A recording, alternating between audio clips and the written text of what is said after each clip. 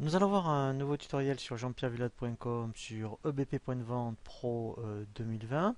Donc toujours dans notre thématique du front office, nous allons voir un tutoriel sur ce qu'on appelle la saisie du code postal à chaque vente donc d'un ticket de caisse. Donc là c'est vraiment intéressant, c'est ce qui arrive lorsque vous passez donc dans certains magasins, donc à la caisse, on vous demande systématiquement donc votre code postal, c'est pour avoir après des statistiques donc de chiffre d'affaires en fonction du code postal.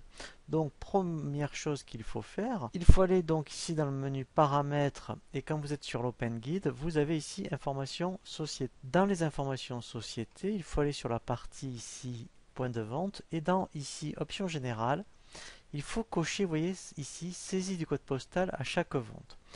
On va faire donc une simulation. Donc maintenant on bascule ici sur le front office. Je vais ouvrir ma caisse. Alors bien sûr, ça nécessite que effectivement, eh bien, soit, alors parce que ça peut être par exemple donc des clients compte, vous avez donc créé donc directement la fiche client et vous avez les codes postaux, soit systématiquement, eh bien, à chaque passage. Donc là, je vais prendre un article, voilà.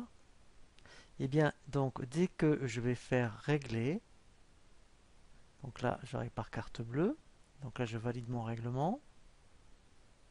Voilà. Et là, en fait, voilà.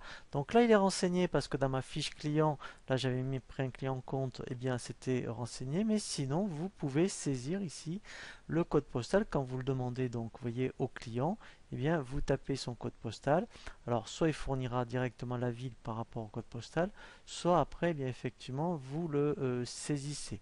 Hein, voilà. Et comme ça, après, eh bien, effectivement, ça vous permet ensuite de faire des statistiques donc par rapport au chiffre d'affaires et au code postal. Donc là, je vous invite à consulter le tutoriel sur les statistiques qui vous sont donc proposées sur la formation vidéo pour ensuite après effectivement avoir donc l'édition correspondante.